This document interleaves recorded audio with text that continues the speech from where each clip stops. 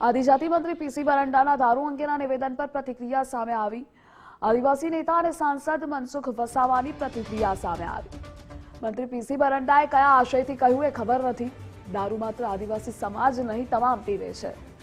આદિવાસી સમાજ દારૂના દૂષણમાંથી બહાર આવ્યો છે। ભાજપનું શાસન આવ્યું ત્યારથી દારૂનું દૂષણ ઘટ્યું છે।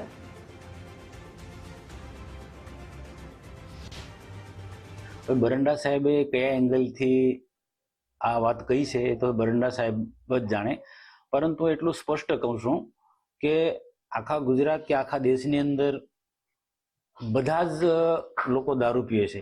એકલા ફક્ત ને ફક્ત આદિવાસી નથી પીતા।